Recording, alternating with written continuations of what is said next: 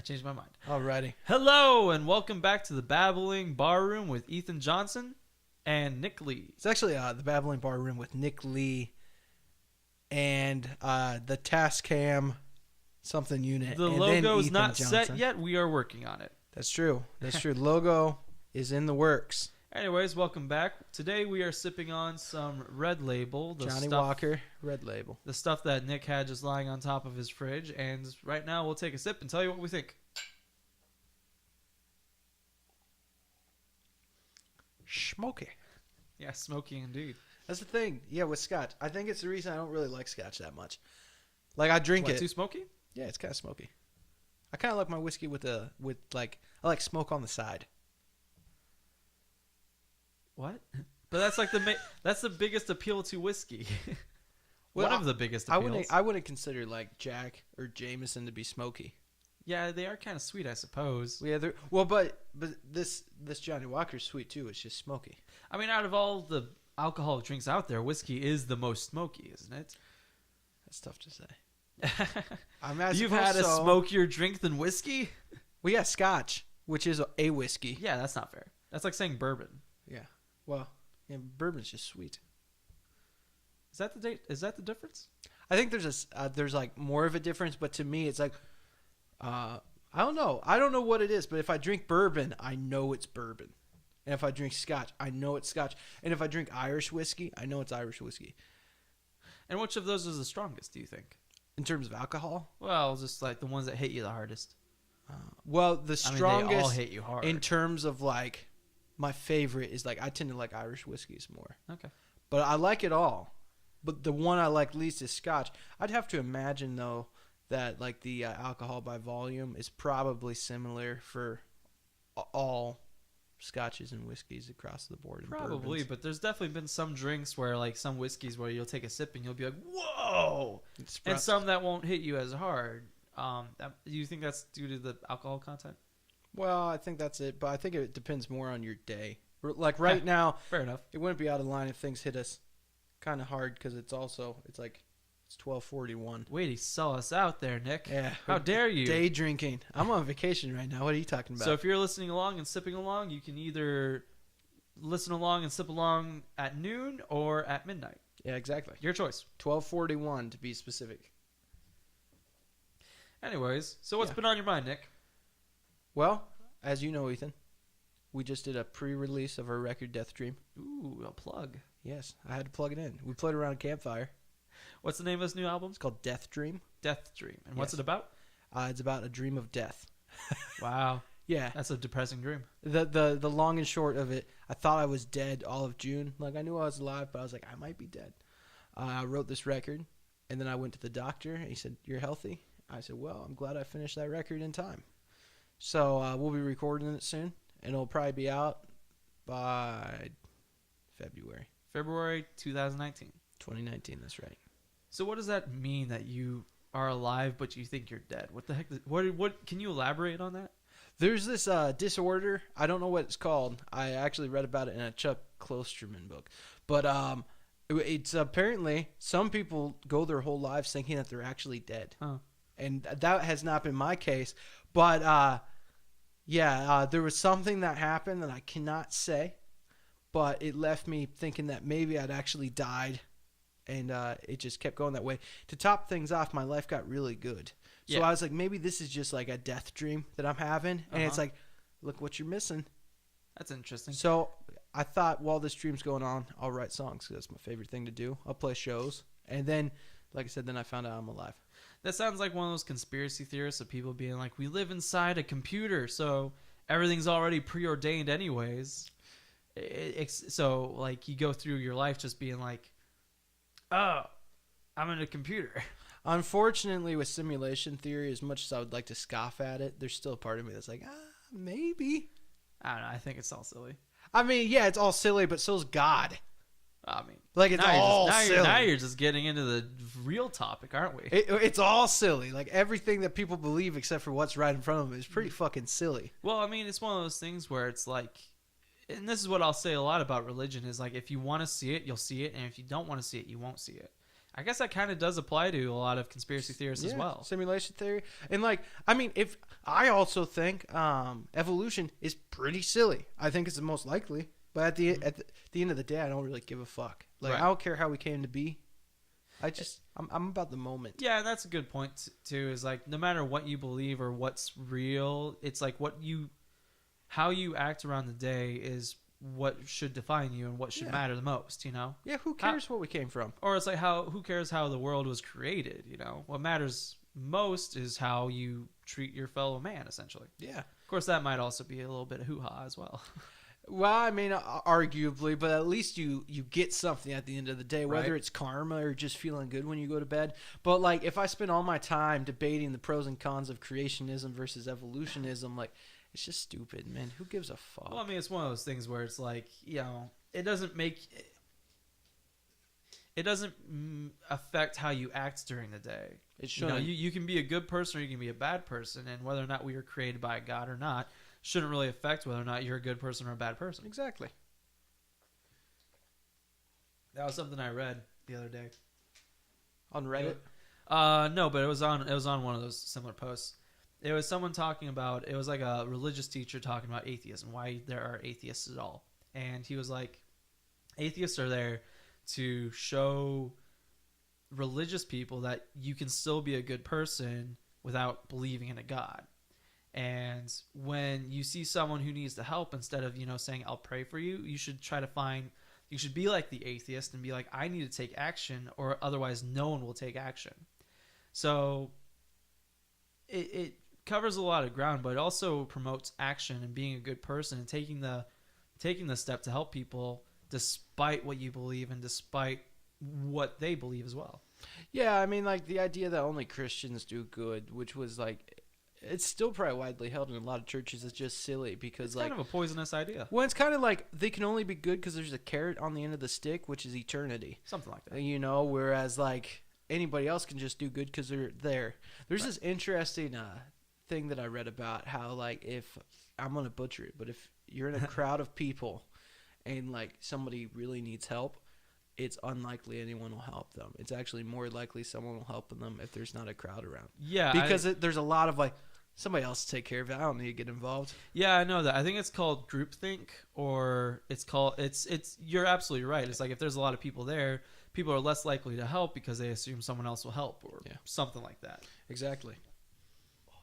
And yeah, and that's a major danger too, because like I'll be driving down the road and I'll see people pulled over and I'm like, oh, I should stop. But I would blame groupthink for being like, well, I don't have time. Someone else will take care of it. It's fine. Yeah, I don't think... And that's probably not the best way to go about it. It's not the best way. I don't think it's... I think we're talking about the same thing. I think groupthink's more akin to mob mentality. I could be wrong about that.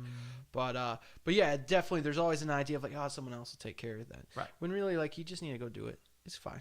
Yeah. You know? I mean, that being said, I don't pull over every time I see someone on the side of the road.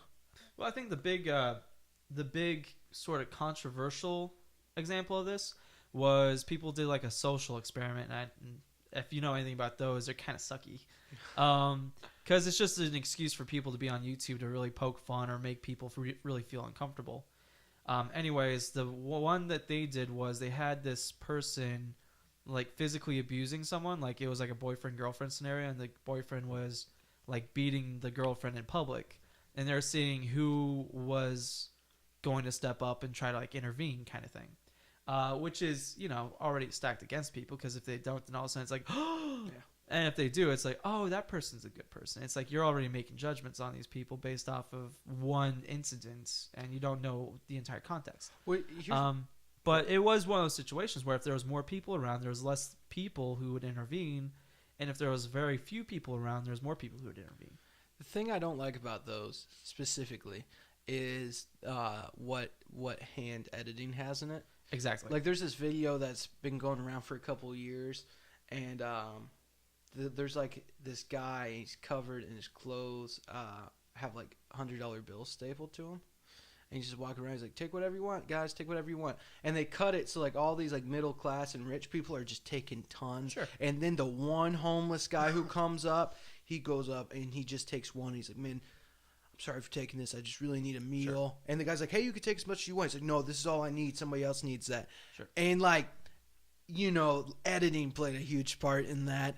Not only that, it's how easy is it to dress up as a middle class, upper class, or a homeless person and just have an actor do it for you. Well, there's that. Although I think I don't really question that because I think there's ample opportunity to get assholes to come and take your money.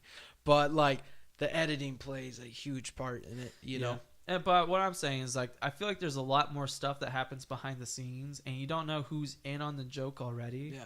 Like, there's a lot of, like, kissing pranks that are on YouTube, which are sketchy as hell.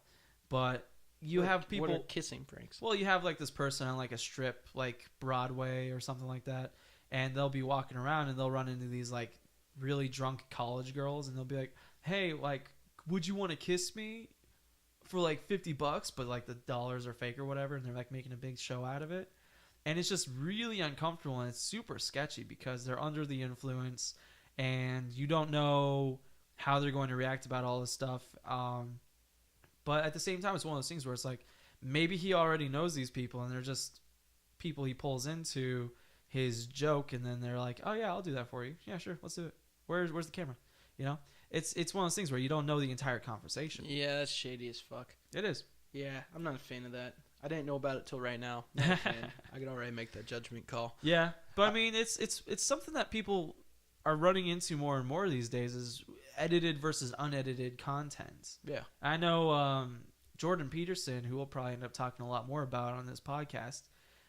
He ran into an issue with, I think it was Vox, where they edited his interview with the person pretty heavily, and there was a cut that came out of the unedited version compared to the edited version, and it's amazing what they cut out, and it's amazing how much of the conversation they don't include in. Yeah. And that's something he's been talking about. Is like, well, why don't you just have the unedited? Why don't you just make it so that people don't edit your conversations? And he's like, and he was kind of like fighting about that and whether or not that's fair or whether or not it should be a risk he should take anyways.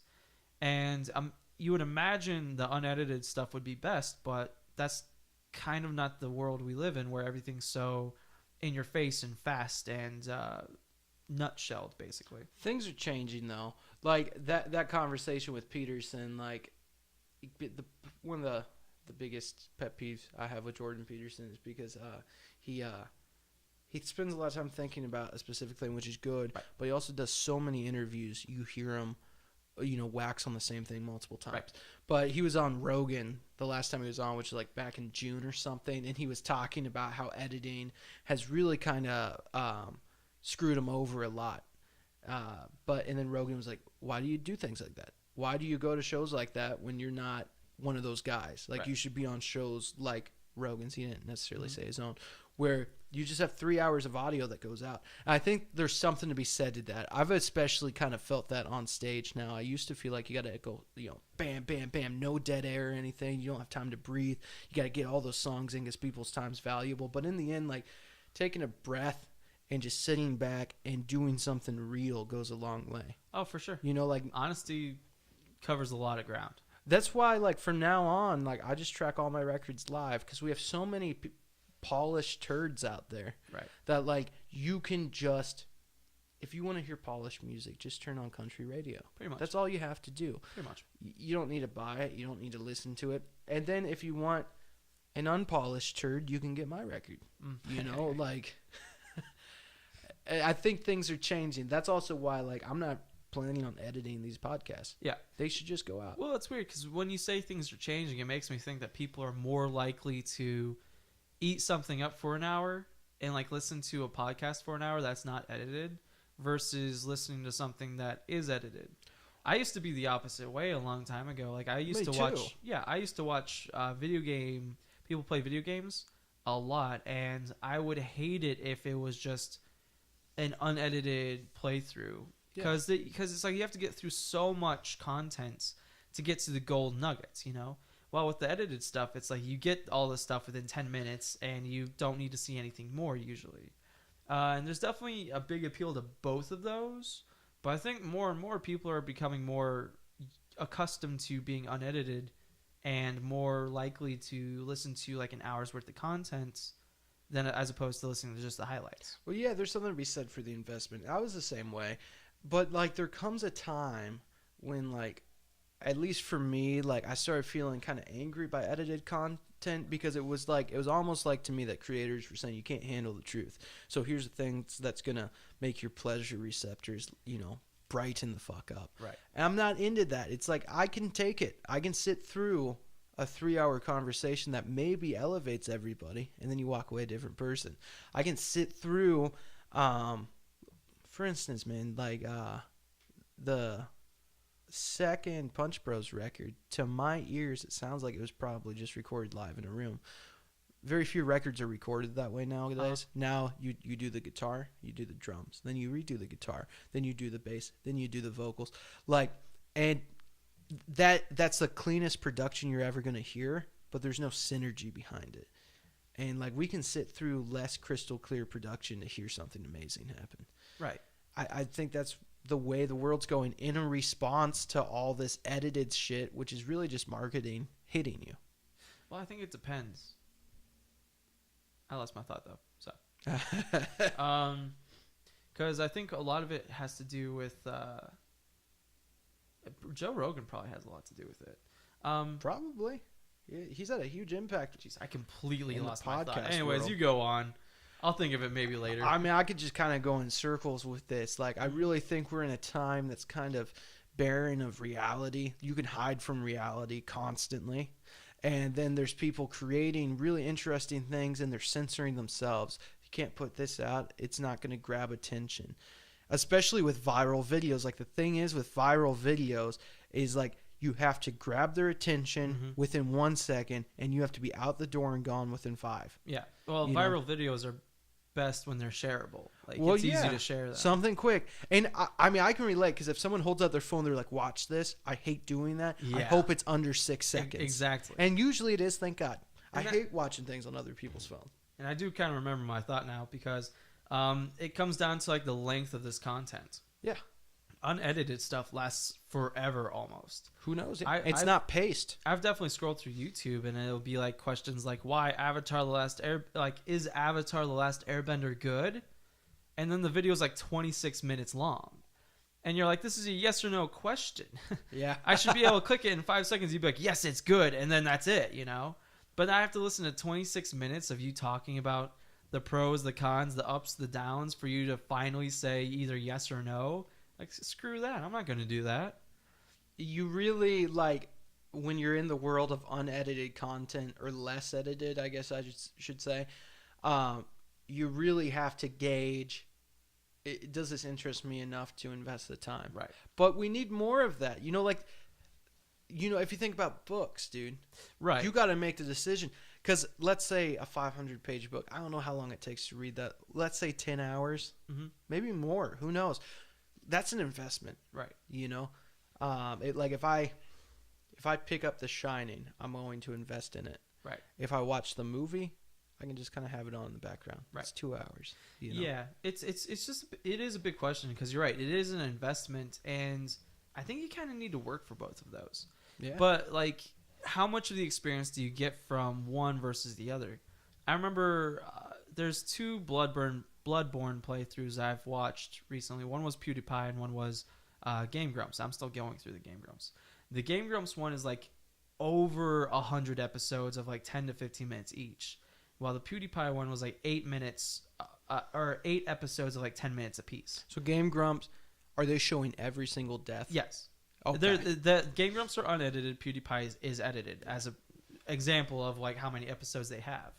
And so it's one of those things where Bloodborne's one of those games where if you fight, you can fight a boss multiple times and you'll die. And I did that last weekend. Exactly. And it's one of those things where it's like maybe this is for this particular game, but seeing someone die from a boss and try again, you get to experience every single failure they experience, and when they finally do it, you get the same kind of achievement that they do. But at the same time, when they die, you have to watch them run back to the room, prepare, run back to the room again, run back to the room again, run back to the room again, maybe 10 times, who knows. And that can be exhausting for the watcher. They also do Mario Maker, where it's actually one of their more popular series, I think, where they'll just try to do a level that someone else created that's like super hard, and they'll fail at it for like hours and hours and hours. And some of it's really entertaining because they kind of make a big joke about how upset they get. But at the same time, it's one of those things where it's like, is it more beneficial for the viewer to see the action or see everything involved with the action, including the build-up, the walk-up, the preparation, the loading screens, and everything else associated with it? Well, I think like there's a lot of different examples I think you could use for this. So it's almost like, so Game Grumps is playing Bloodborne and you're getting the whole thing, warts and all, and then PewDiePie, like, not to say that he's necessarily editing so sharply, like it's just a 10-minute video of exactly, trying to cover the whole game, but still editing heavy. It's kind of the difference between like seeing someone in person and then seeing a Photoshop picture of them, right? And like, it's always better to see people in person than to see bullshit filters. You know, it's weird because it's like you get a similar experience with it. Like you get to see them struggle and overcome, but at the same time, it's one of those things where it just kind of cuts out all that filler, like the loading screens, the respawning, the running back to the boss, the loading into the boss. Like you can just skip all of that, and I guess it depends a lot on your personality. But it's like I feel like there's ups and pros and cons to both of them, and it's hard to tell which one you'll enjoy more. I think a lot of it depends on your relationship with the person. I think if I were somebody who hadn't played Bloodborne before, my first assumption would be if I wanted to try and get the experience, I was weighing between PewDiePie and Game Grumps, I'd be like, well, I'm going to watch Game Grumps. But then I would also be like, probably within the first 10 minutes of like, man, if I'm going to watch him die a bunch, I can go do that myself. Yeah. And then I would just play the game. Right. You know? Well, you sound like someone who doesn't watch people play through games to begin with, so.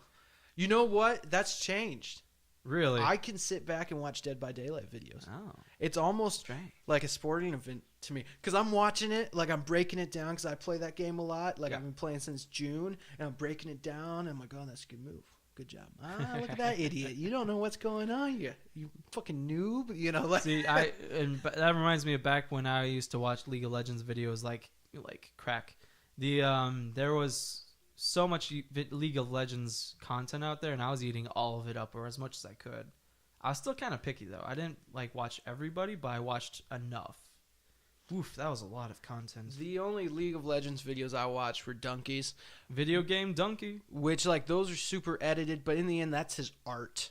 Yeah. That's what he's trying. He's trying. There's almost even a narrative to his videos. Mm-hmm. So, like, it's like a, it's a well-chosen collage of things. And that's a good example of edited versus unedited as well, because I've seen people, like, Foxdrop is a good example, where he does, like, tutorials almost.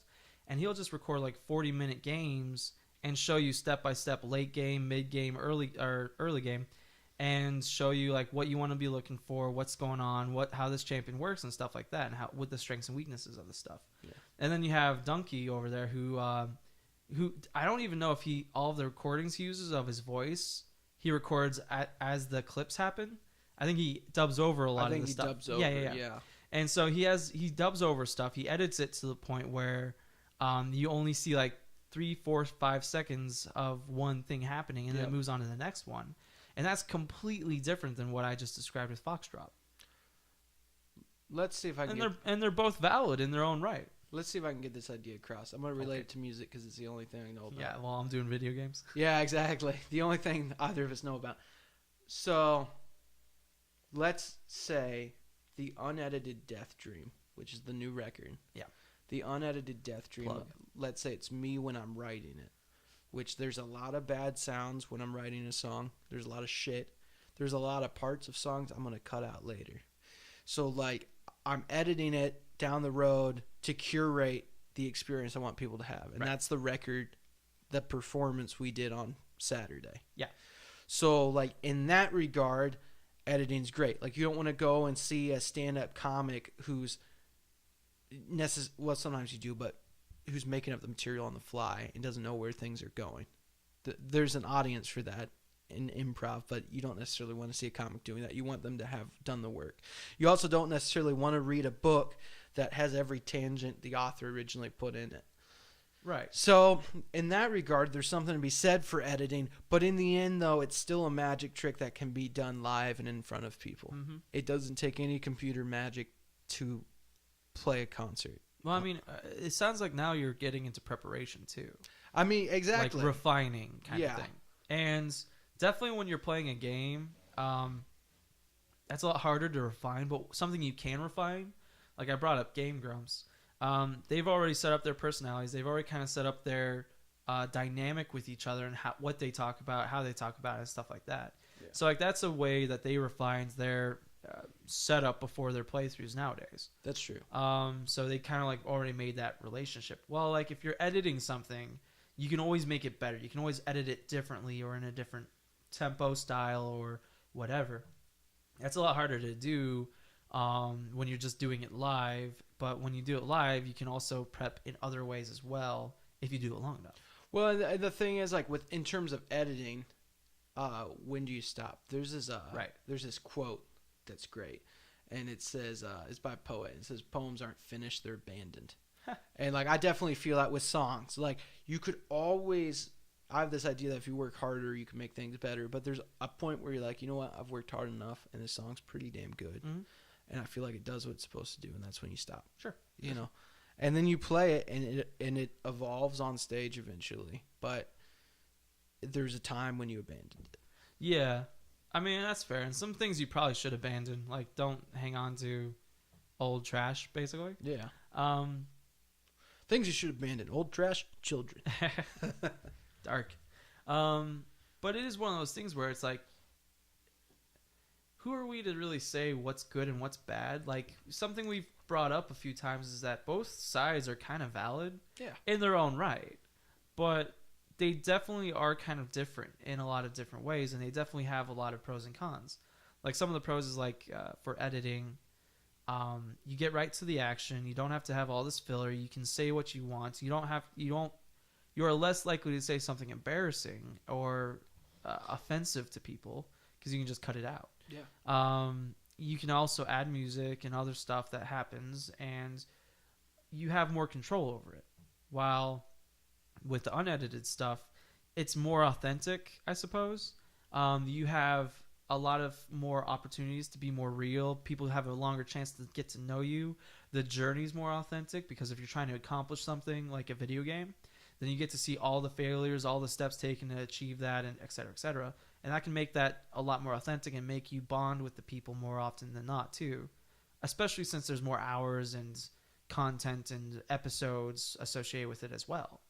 So, like, which one is better? It kind of depends on the creator. Well, it depends on what you're looking for. I mean, that just gave me an idea of this example of, like, if you're on a helicopter and they drop you off at the top of the mountain, you're going to really marvel and enjoy that view, but not to the same degree of the, high you would have if you climbed the mountain yourself.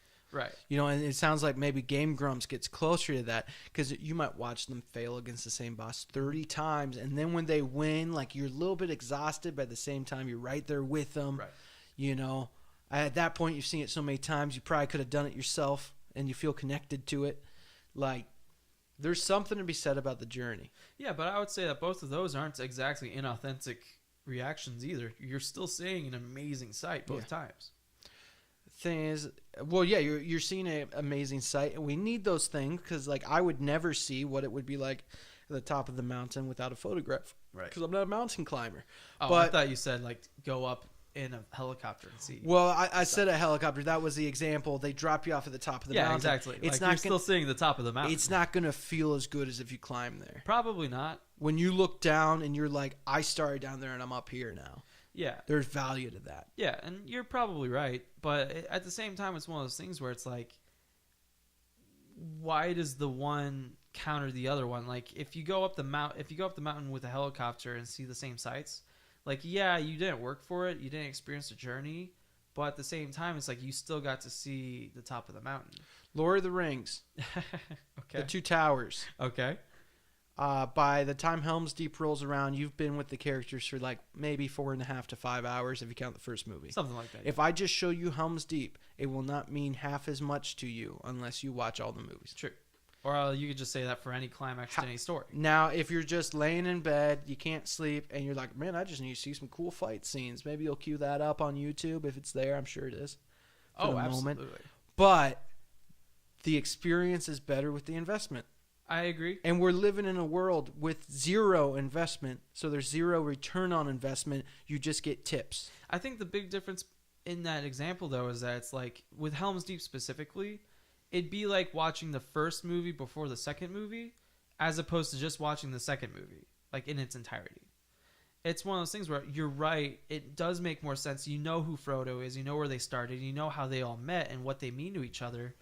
But at the same time, it's like in the second movie, can you not still enjoy the battle based off of what's only in the second movie? You can enjoy it just with the second movie. You can enjoy it just with the battle. Yeah. However, and we can't really make a judgment call on this because we both watched the whole thing. Exactly, but the investment is worth something. Yeah, and there's something when you put in time or you put in a piece of yourself and you get something at the end of the day that feels great. Sure, but does that mean that the investment in just the second movie is invalid, or it's not less invalid. As good? I would have to argue from my seat of ignorance as someone who has seen all the films and read the books. Gotta clarify. It's going to be less strong than if you actually invested in the whole thing. For instance, let's take this. Let's take this. Okay. If Hunger Games now. Yes. Actually, that's exactly right. Twilight now. I'm kidding. Dude, Twilight, I wish I'd only seen the last movie. Well, that's the next topic. Harry Potter.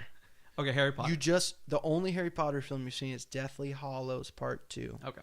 Which is a pretty good fight scene. Sure, yeah. That's the whole movie, a fight scene. Now, though, how much greater is your experience seeing that conclusion if you've been there every step of the way? Right. It's significantly superior. However, it costs you something. It costs you, how many movies are there? 8? 8. And they're all roughly 2 hours. So it costs you 16 hours of investment. But you really get something. It all pays off in that final fight. It always pays off at the climax. If you just watch the climax, it would not feel as good as it does when you've gone through the whole series. Yeah, I agree. But the thing is that you're also, with edited content, it's not just the climax. Like I think what I said about Lord of the Rings really hits hard, where it's like it's opposed to the 2 movies versus just the 1. The 1 movie should be able to stand on its own, or at least provide you with enough context to understand the stakes of it all. But at the same time, you are missing out on a lot of the other context, a lot of the other journey that you're just missing out on. Yeah. And it's funny because we're using movies which are all highly edited together. Yeah, very true. As examples of edited versus unedited stuff. And you could easily say that the Lord of the Rings movies are a compilation of the books because they had to leave so much out. But I mean, I think it really does kind of hit home where it's like, with edited, you are cutting certain content. Yeah. And when you do that, you're unavoidably doing that. Like for example, Holly, my girlfriend, she films. Don't publicly shame her for dating you. I'm if anything, this is a plug. She wants to keep it secret. That's why it's not on films, Facebook. She films and she's ashamed. She films and edits weddings. Shut up, Nick. She films and edits weddings, but so she has to take like an 8-hour amount of time, an 8-hour process, and condense it into 10 minutes. And that's not exactly an easy thing to do. And when you do that, you're going to cut out specific things, or just things that happen but aren't in the video. And there's nothing wrong with that. That being said, you're not getting the whole experience like what we've just described. That's a very good point, because I would not want to sit through an 8-hour wedding video. In fact, I don't even want to see the pictures, so please don't post them on Facebook. But you drab, sad person. That kind of goes back to like my thing with Death Dream, though, is like all the shit that I cut out it's definitely for the better, but it's a complete work now. It's absolutely a complete work. It's not an edit, like it's not a compilation of the original writing sessions, right? Couldn't you say that it is an edit since it's based off your 26-year life and it doesn't last 26 years? Well, what I'm trying to get, what I'm getting across, it's not a compilation. It is the finished work of Death Dream, which like, it's the culmination. Yeah, it is everything put together to the best of my ability to give the best impact. Man, dude, I don't know where I stand on any of this now. This is good. That's good. That's good. It means that we're hitting on some topics and we're actually exploring both sides, right? Look at us being natural in front of the mics. The first episode, we just stared at each other suspiciously. Like, yeah, what are we talking about today? Stick to the topic. Oh no. Anyways, Pepsi or Coke? Which one? But wait a second. What do you mean you don't know where you stand on this stuff? Like, what's the? Explain to me one side and then explain to me the other side, and in the most layman's terms. Well, what am I against? I'm against cheapening an experience. Okay, yes. Now, I think there's some ways with some strict editing that you can make the work stronger. Okay. I think I'm against compilations. For instance, like you buy a greatest hits CD and it doesn't feel as good as actually listening to an album. And then that hit that you know comes along, it's track 4. And you're like, oh, fuck. Yeah. You know, I've been waiting for this. I love this song. I'm also respecting the other songs, and I'm going to try and learn to love them too. But then you have like a greatest hits scene. It's like bam, bam, bam. Everything's a pleasure receptor. Right. You've practically come in your pants from it. Like you need space from it, you know? That's some imagery. And here's the thing, man. Well, I think what it boils down to is the journey makes things better. Right. You know, the investment. But then I don't know, dude. I'm completely. Well, it's as I've said a lot of times in the last 3 days. I don't know. I just give up. Gosh, you're so depressing. Okay. I don't know. I'm having fun. See, in my mind, it's like going back to the whole Game Grumps PewDiePie discussion about Bloodborne. It's like with Game Grumps, like they have 100 episodes of like 10 minutes a piece. That's like a 1,000 minutes of content. Well, PewDiePie, it's like 8 episodes, 10 minutes a piece. That's 80 minutes of content. That's like an hour. So it's one of those things where it's like, what's the audience willing to invest in? If you're willing to invest in those 1,000 minutes, then by all means, go for it. You're going to have a great time. But if all you have time for is that hour, the 80 minutes, then, you know, maybe that's enough. Maybe that's okay. And there's nothing wrong. There's no right or wrong to it. Like both give you kind of what you need. But at the same time, it's one of those things where what are you committing to? What are you watching? How long does it take? What's it costing you? And sometimes edited stuff is just much more to the point and much more convenient to the average user than some people who need to go on that 8-hour climb up the mountain. All right, so let's take it back to the original point. Okay. So is that not the original point? Why, Ethan, would you recommend that if somebody wants to understand and really get into Jordan Peterson or have a very solid evidence on why they don't like him, why should they listen to, let's say, a 3-hour episode of Rogan with him rather than a cut down? Did you say that was probably Vox that posted that? Mm-hmm. Rather than an edited thing? Well, it's one of those things. I think the reason you should watch more unedited Jordan Peterson is because he says a lot of touchy subjects, controversial subjects. So you need the full explanation. You need everything what he said about it to really understand what he actually says about it. And if you cut part of it out, then all of a sudden half of it doesn't make sense. Or at least it paints a picture that's not entirely true. Well, and there's the potential that the editor is trying to skew it, but there's also the potential maybe the editor doesn't have any malevolence in them, sure, but they misinterpreted. So when they cut it, they try to get to what they think his point was, sure, and they might go, the wrong direction. And that is a lot different than what we've been talking about, which is entertainment, and where it's like if you don't get the full context of someone playing Bloodborne, what do you really miss out on? Someone getting mad because they died a bunch? That's not really worth investing in, or at least you don't need that to see them win, essentially. So the idea of like I said, all of our records for the rest of my life I'm planning are going to be live records. Sure. They're going to be in a studio, and it's going to be in front of expensive microphones. And that might change, but who knows? It might change, who knows? But studio, expensive microphones. We're not going to be tested by the elements, but we're going to be performing all these things. So the natural synergy and the balance that we create as a two-piece band is always going to be there. Right. And then like you have like the super polished stuff on the other end of the spectrum, which like sounds super clean, super easy to listen to, but in the end, a lot of times it kind of leaves you feeling empty. You mm-hmm. lose the synergy of the band. It's not authentic. It's not authentic. Mm-hmm. That's a good way to put it. However, though, Then the flip side, though, is you have some people who are really heavily producing their records, and that's a part of the band. The studio is a member of the band at that point. Right. And that's authentic. Right. So that's tough, too. Like, look at Pink Floyd, right? I'm not a huge Pink Floyd fan, but those guys use the studio as a part of the band. Mm-hmm. You know, those records, they're very studio-minded. Yeah. And it's still authentic. I guess what it really comes down to is the content of it all, doesn't it? The length doesn't really matter, I suppose, and the editing versus unediting doesn't really matter, I suppose, either. What it ultimately comes down to is what do you get out of it? And, you know, if you get something out of listening to someone talk for 2 minutes as opposed to listening to someone talk for 40 minutes, who's to say either which one's better than the other one if you got something out of either one of them? Now, mind you, it's all sort of like... It also depends on how you react with it, because I can see a lot of people listening to 2 minutes of someone being like, go beat someone up, and then they go beat someone up, which isn't good for anybody. That's not a good way to spend your time.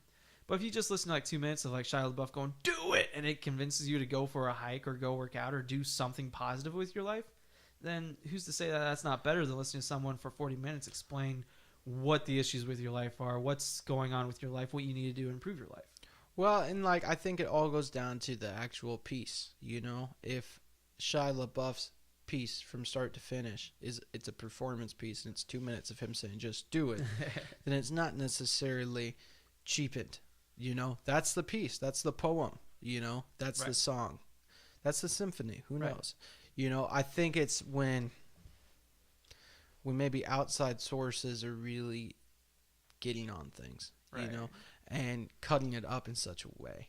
So I don't know, dude. I'm confused as fuck now. So would that be like if, like we've been talking about PewDiePie's editing, like if PewDiePie wasn't the one who was a part of the editing process? Because I think back then he was the one editing the stuff himself.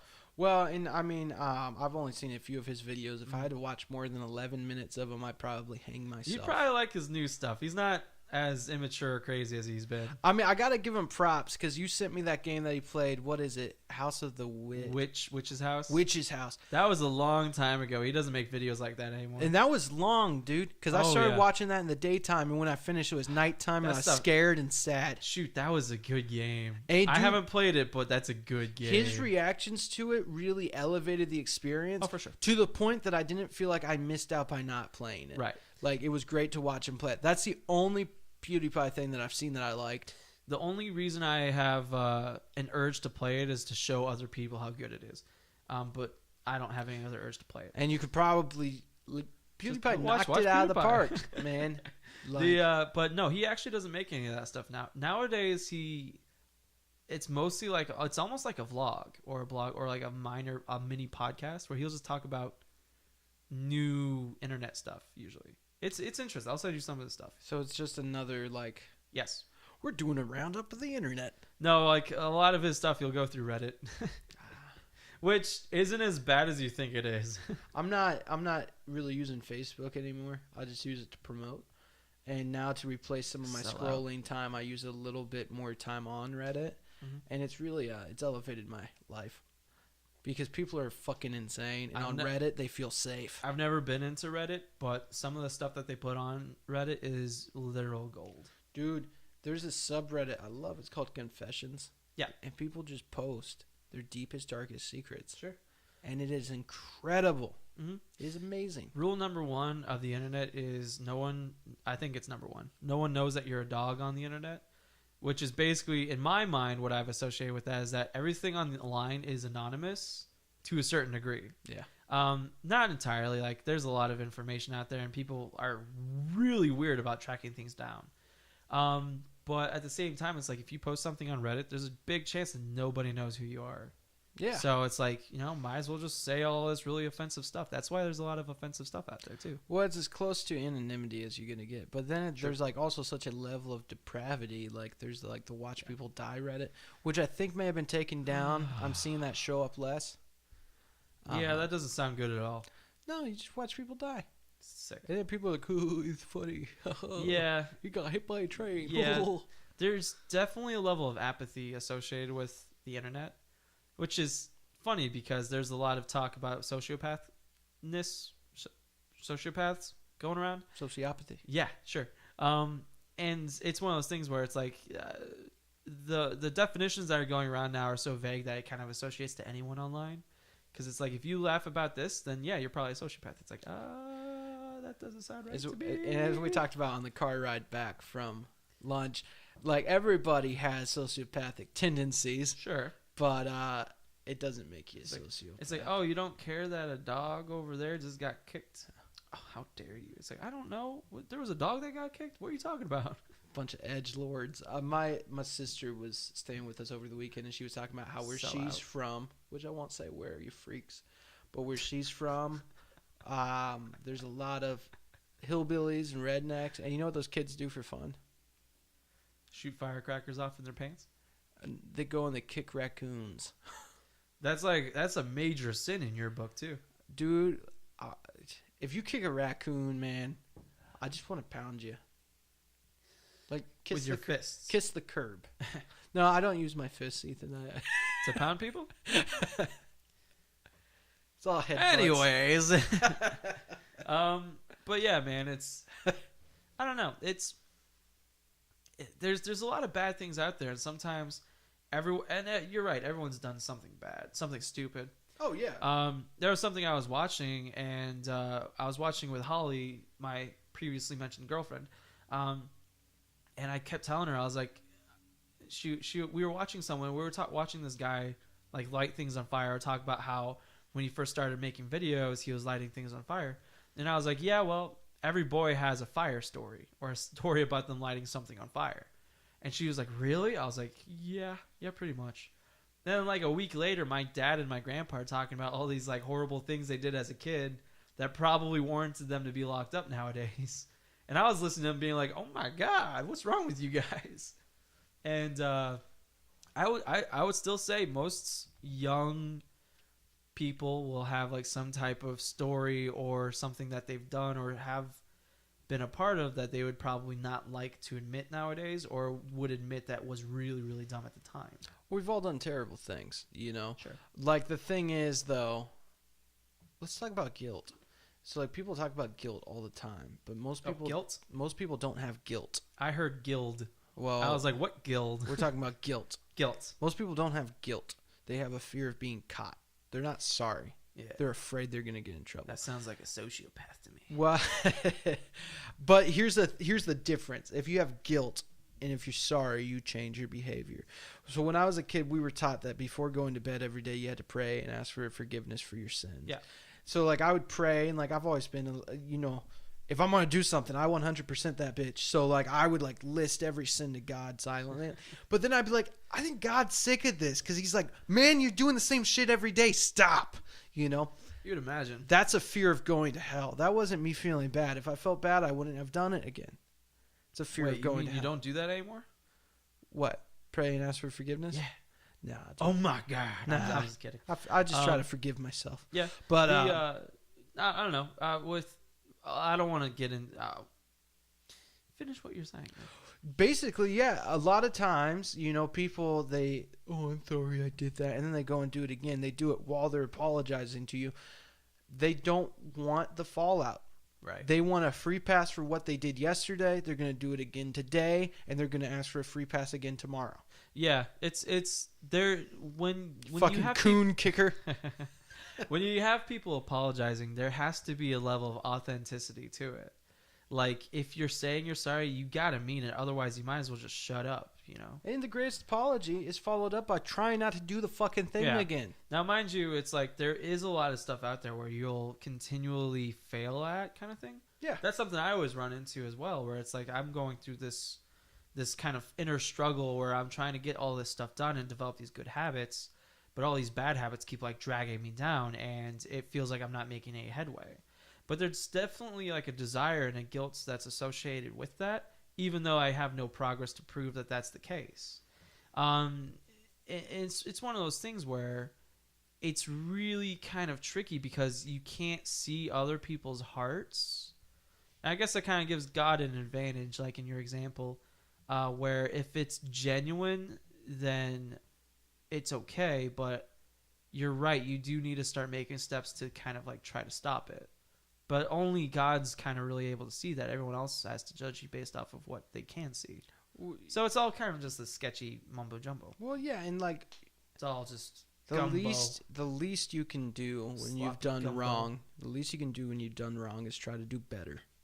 You know. Truth. And at the same time, like there's easy slip ups, but if you're like, oh babe, I'm sorry, I keep cheating on you, it just happens. It doesn't fucking happen. Well, that's an extreme example, but I understand what you're saying. There's this comedian, and some people have good reasons to cheat, but there's this comedian, and he was like, cheating isn't making one mistake, it's like making a series of mistakes in a row.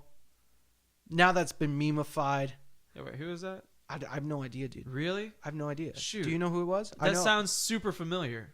I know who that is. If you told me who it was, I'd be like, yeah, I know who that is. I think you sent it to me. Did I? I think you did. I did not. It wasn't like the last 6-7 years. You don't remember? I've seen it before. I remember that much. But so many of the things we do, there's multiple steps to get there to fuck up. There's multiple signs like, are you sure you want to do this? You know, like fucking stop it. Right. Knock it off. Right.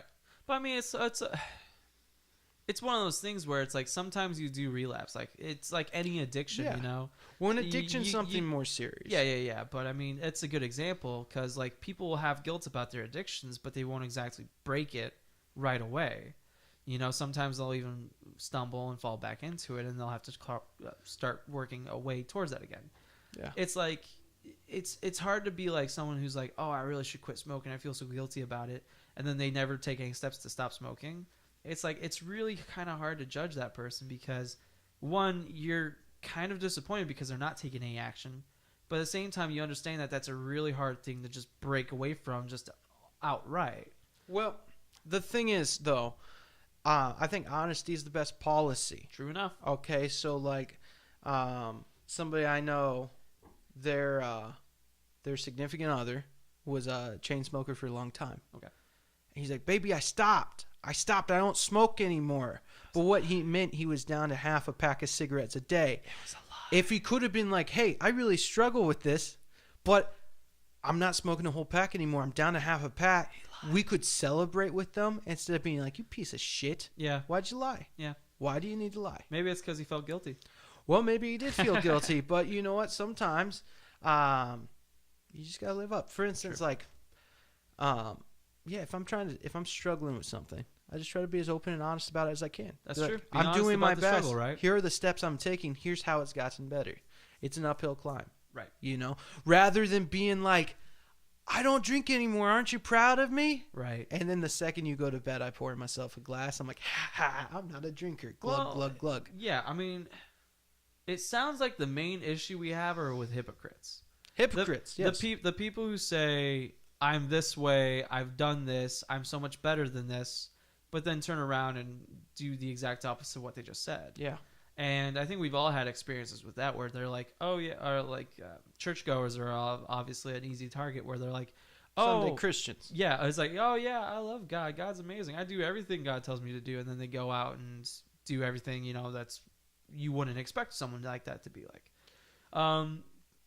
Like, you know, saying, oh, I've cut out alcohol and then drink an entire bottle of whiskey that night. Well, then, like, so it's not the worst cardinal sin. Like, if you say, I don't smoke anymore, baby, but you still actually smoke half a pack a day. That's a bad sin. The worst sin, though, is we talked about, we won't use specific examples, but like posting on like something like Facebook, being like, I had my last cigarette 1 year ago today, and you've only smoked one cigarette in your life, and everybody's like, you're so strong. It takes so much to kick that habit. And you're like, I'm not strong. I just had a lot of good support and love from my family and friends. No, fuck you. Yeah, and that's the thing. Facebook's like the worst place for it, too. Oh, yeah. Because all you got to do is write something like, I've struggled with this my entire life, and today I'm 1 month free. Keep praying for me. I am 1 month free of my Facebook addiction. Yeah, exactly. But then it's like, it's one of those things where it's like, if nobody hangs out with you during the day or knows anything about you, they're literally taking you for your word. Exactly. Why wouldn't they? And then you get a pat on the butt for doing nothing. And all these people are like, they're like, oh, good for you. I've struggled with that before. Keep up the good fight. Yeah. Blah, blah, blah. It's like 8 people saying that. And you're like, oh, yes. Yes, I fight so hard. And then, like, at the end of the day, though, you're like, whatever. You, like, completely forget about it and you try to do it again next week. And you lie to yourself enough that in the moment you forget that it was a lie to begin with, and you actually feel good about yourself. Yeah. And then all of a sudden you, like, drink another whiskey and come back and be like, oh, I've quit whiskey again.